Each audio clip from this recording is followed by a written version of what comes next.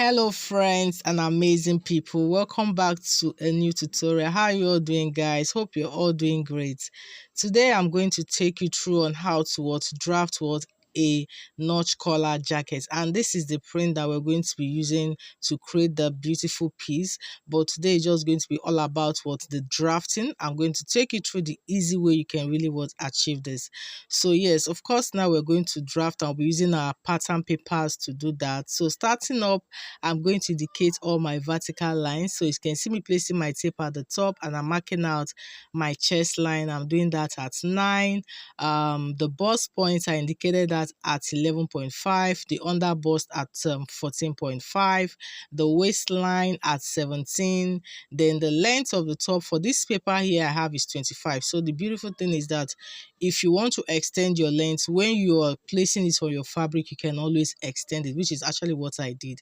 But if you want it to be exactly what you have here, which is 25, then it's fine. Okay, yes. So I'm just repeating the same markings again, just to have a perfect straight line. So I'm going ahead now to connect all my points to the straight line. Then after that, I'll go ahead and label it all, and yeah, we are good for that. Now the next thing now is to indicate the to make the slope using the 3 by 8 inches mark. And see at the 8 inches point, I came down by 1 inch, and to get my slope, you can see that now. I'll go ahead now and get my 3 inches point there. Then of course I'll mark out my slope. Now the next thing I'm going to do afterwards is to indicate the shoulder width. Now the shoulder I'm working with is 16 divided by 2, and that will be 8. So I'm going to mark it the 8 inches for my shoulder all the way to the chest line there, like you see me doing. Then after that, I'll go ahead and mark a straight line. You can see this. So the next now is to get the midpoint of this shoulder width. So from that slope to the chest line, whatever it is you have there, you divide it by 2. In this case, it was 8 into 2, that's 4. So at that 4 inches point, I'll just create my armhole. Now having in mind that what we're cutting out here is for the back piece, okay, the back piece first. Now for the neck measurement, I'm using a neck width of 3 inches, while I'm using a neck depth of 1.5. Remember, this is the back. Neck width of 3 and the neck depth of 1.5. Then I'll go ahead and make my curve there. Now the next thing I did now was to impute the using my nipple to nipple distance of 8 divided by 2, 4. I added 0.5 inches to it, making it 4.5. Nipple to nipple distance, or you call it the bust span. So I'm marking my 4.5 from that chest line down to the hem of the paper there, and of course getting a straight line there. Then I'm going towards putting the bust circumference there on my chest line. Mine was 36 divided by 4, and that's 9.5. I went ahead to add 3 inches extra. 38 divided by 4, rather 9.5, added 3 inches. You can see there. So what I'll do now is to get the midpoint of the armhole. I want to measure what I have on the armhole there. I had about 12 inches. Then by the time I split it into 2, and that was 6. So I indicated that 6 inches point there. So this is what I'm going to use to create my princess dart. Now on my bust points line there, I'm going to move upwards by 1 inches, just like you see me pointing at now, 1 inches point. Now this point, I'm going to connect it to that midpoint we just created on the armhole there, and that's it, guys. That's our princess dart there. So this is just a straight cut princess dart. Okay, yes, this is what I'm doing. This is just a straight cut princess dart, and that's what I worked with. Now I'll go ahead and input the other body circumference. For the waist here was 36 divided by 4, and added the extra 3 inches. Then on the hip line there was 44 divided by 4, and added extra 3 inches. Then I went ahead to connect all these points together. I also went ahead to add extra 0.5 inches again, which is actually optional, right? Yeah, so I added this, to give it a little bit of ease. I just blended my princess dart there to eliminate any sharp edge there, and we're done, guys. We're done. So going ahead to cut this out, so I just remember that I'm supposed to extend that my armhole by 2 inches. Remember, this is a princess dart, so there's always need to extend this part by 2 inches there. Then I'll recreate what my armhole again. You can see this, and we're good to go here. So at this point, I went ahead to continue with the cutting, and that's just it, guys. You can see we're done drafting the side patterns. Guys, don't forget to subscribe if you haven't done that. Remember to like and share with your sewing community and friends. I will appreciate this a lot. So this is it, guys, for the back. So in order to eliminate that sharp edge, which is optional, okay, so I went up by 2 inches at the side there, just 2 inches, mark that point. Then what I connected it back to the side there, just with my curve. Like I said, this is just to eliminate this sharp edge there, which is optional. Okay, yes, and that was it, guys. So I'll be cutting off that part later on. So we're done here, guys. So setting this aside now, we'll move over to cut for the front pattern. Now for the front pattern, this is what I have. If you look at this, I had to add some paper just to extend the length of my paper. Now from the top there, I'm going to mark out 6 inches from the very top there. 6 inches there, you can see I'm marking that from the top. Then by the side there, I'm going to be marking 5 inches. 5 inches, 6 inches from the top, 5 inches by the side there. All these points, I'm going to connect them all to make a straight line, just like you see me doing right now. You can see this. So this is what we're going to use for our collar space and our button space.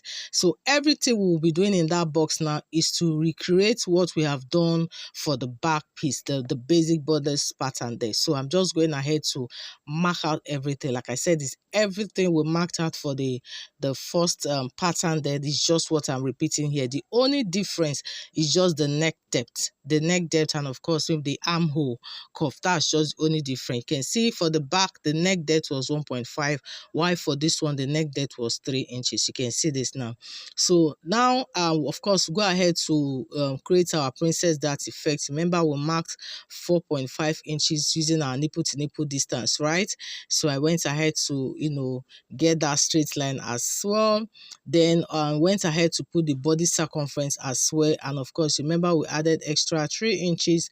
Then I also added extra 0.5 inches again. So it's just the repetition of what we just drafted for the back pattern we did here. Okay, yes. So now to create, of course, the princess dart, I took note of what I have on my armhole there, and whatever it is I had, I splitted it into 2 to get the midpoint of the armhole. You can see that here. So by the time I took note of the midpoint there, I went ahead to indicate the mark there. You can see this now.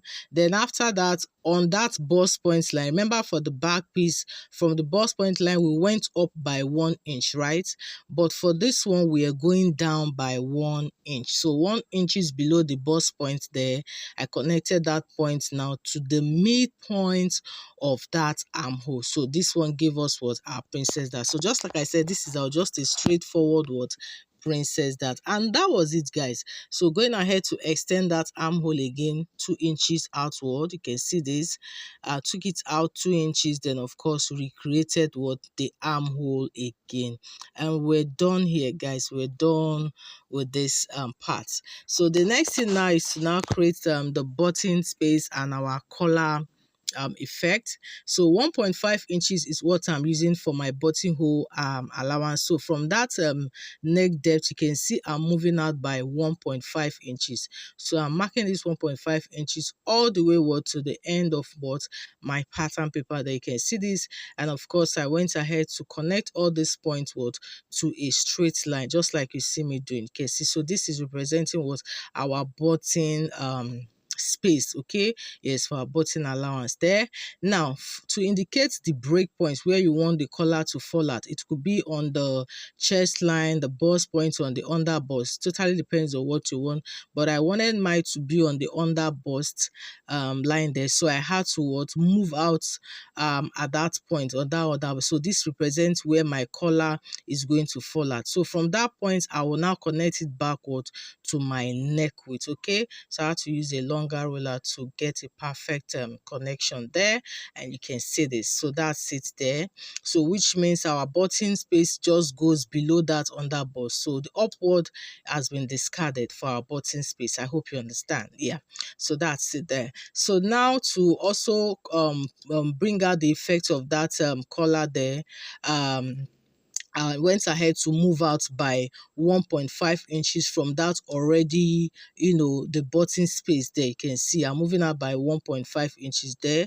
So went ahead to take note of that point. So from this point now, I'll connect it backwards to the under bust point there where we already indicated what as our break point. You can see I'll go ahead and connect it back there. So this automatically what has given us what our collar effect there. You can see this there.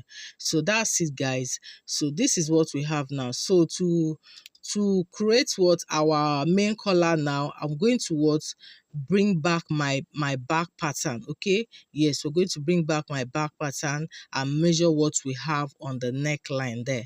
So when I measured what we have on the neckline of my the back piece there, and what I had was 4 inches. So 4 inches, I'm going to be adding 0.5 inches to it. That made it what 4.5. So now on that slanted line, we're going to be moving up by what 4.5. So you're just going to follow the slanted line already there, moving up by 4.5 like so. So I'll use my ruler to take it up at that point. You can see, just follow that shape. That's all we need here.